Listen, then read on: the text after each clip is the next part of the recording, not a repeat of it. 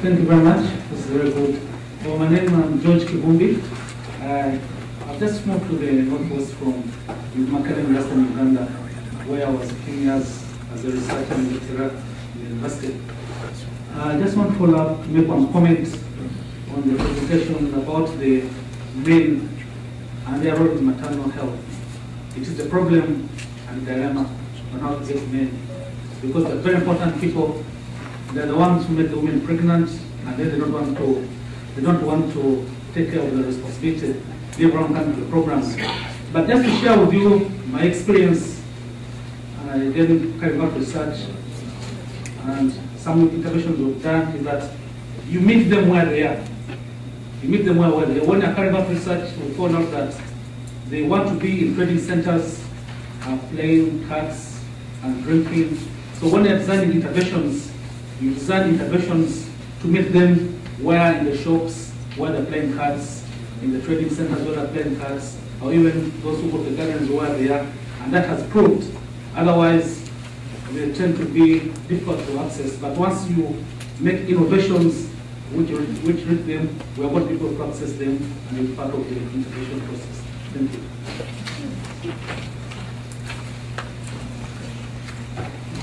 My name is Juliana. I'm from Western Washington University. I'm a student.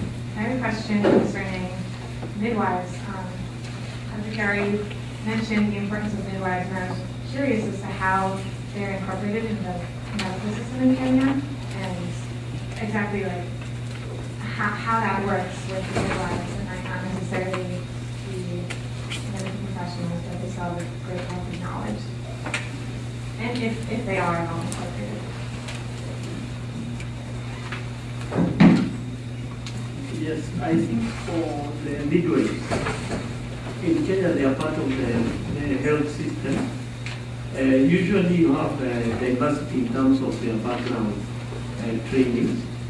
The highest level, which is the Kenya registered midwife, and they are also enrolled nurses who have done midwifery.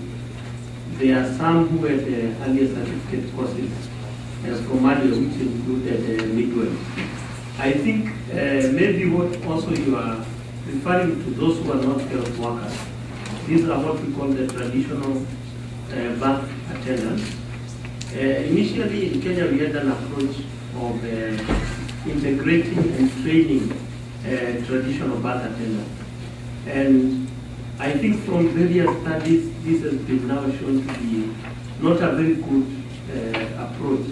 Because one of the things, what we are calling traditional birth attendants, over time these are not really traditional birth attendants. It was maybe some people are commercializing and they're actually utilizing the certificate and saying now they are traditional birth attendants, and they've actually been trained by the government.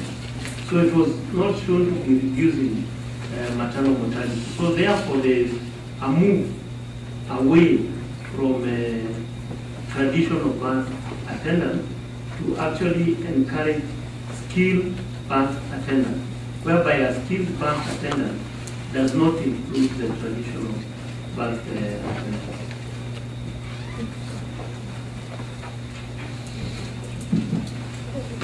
Hi, first I'd like to say thank you to all the panelists for your great presentations. I have a question for Dr. Glass. I am a veterinary student at Washington State University. I was really excited to hear about your program, and I was just curious what kind of veterinary services you provide to the pigs that you provide to the villages, and what kind of opportunities there are for veterinarians to get involved. You know, it's a great question, and anytime you're ready to come to the convent. So it's hugely important because, you know, it can wipe the virus, big virus, can wipe out our whole project in an instant. So we do have, we're working with, there's one university, Catholic University of Bukavu, that the Faculty of Medicine, and we're also partnering with, there's a veterinary school. It's a technical training program. So we have a vet on call because we can't afford yet to have somebody there 100% of the time, but we have, one of the things we do with the association is we meet monthly, and the women come, and we have a pig farmer who coordinates and teaches, and so we do a lot of classes about how to keep your pig clean, how to nourish your pig, because, you know, even though this is pigs have been raised in this area for many, many, many years, you know, it is an issue and a challenge for projects like this that can be wiped out instantly, and then we lose credibility. So it's one thing that we're really focused on education and having access to skilled veterinary care. So anytime, you can reach me in Class 1. Because we don't have a veterinary school at Hopkins, so we need help. Thank you. One of my questions, pertains to what Nancy just addressed, but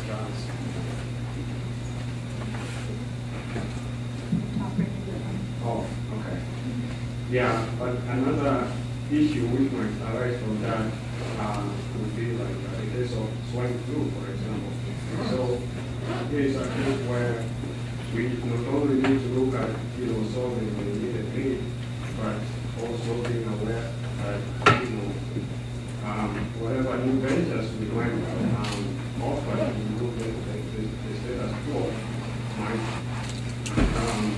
you know, they might potentially lead to more problems.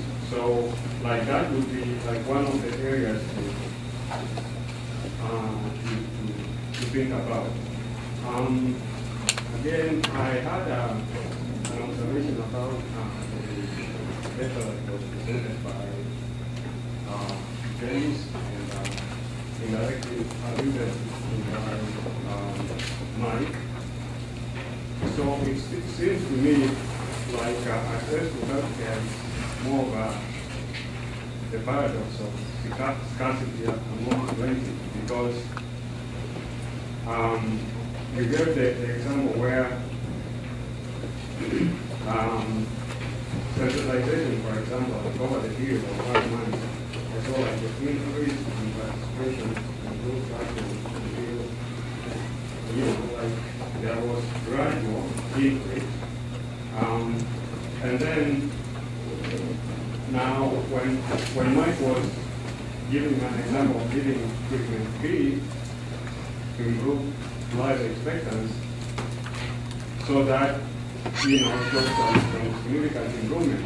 But then there was a case where you gave an example of how improving access actually makes the process even better. So my question is, are there specific programs like in universities which sensitize people on the need to seek healthcare, or for example, an example where like mothers, like 3 mothers would visit a clinic within a week, and that process was, you know, improved, like, you know, to increase that number to like 30 women, like within a period of a month. So are there specific programs that you advocate for, like for public health, to teach people about, you know, the importance of seeking for these services and making sure that they adhere to, you know, some common sense conventions? Thank you. Yes, thank you for that very good question. I think at least in Sub-Saharan Africa, and I also asked them to comment, there are both challenges in terms of the facility and also in terms of access. So it is not really issues of access among plenty. I wouldn't say that the facilities are adequate and it is just a problem of access.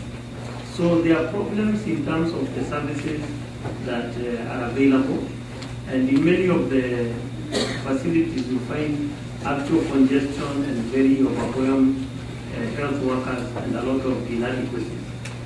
I think though there is still a problem of access, particularly for some services. Definitely the health center which we presented was being underutilized. And that is common in many areas where you find there are facilities, but the community is not utilizing them. What I wanted to bring out is that this issue of people not accessing services is not straightforward. It is not just a question of knowledge. Like, if you make people know, then they will come. It has to do with a lot of issues, that need to be addressed, issues of the quality of that service, issues of security, issues of transport. So it's not just as straightforward, but as I demonstrated with some shifts, there can be improved success. Yeah, thanks for the question. Just to follow on from what James said, I think I absolutely agree. It's not scarcity in the place of plenty. What James has alluded to is how difficult it is to get everything right, so that people use facilities, and that's the problem. You can think you've got the one thing that will now work, but that thing will only work if you've got X, Y, and Z all in place as well. So James's personal experience with the project, there was something that they could do for people, but people would only access that improvement if there were other certain conditions to it, and that goes across the health system. So that's one of the problems. You have to get lots of things right, and it's not nearly as straightforward as we often think sitting around a blackboard or a table that, if we could just do that, then the problem will be solved. Life doesn't work like that, unfortunately.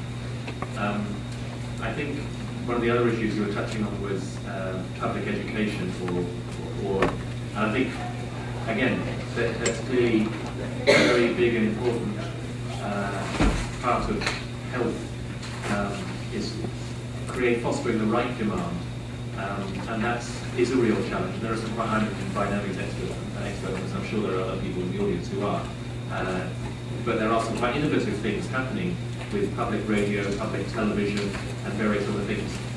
But again, if you foster demand and you can't meet the demand, or people are not getting what they like, then it's a program that will not work in the way we would expect it to. And this is one of the problems as we move from trying to demonstrate that something might work to then trying to deliver it at a scale where it's really going to affect population health.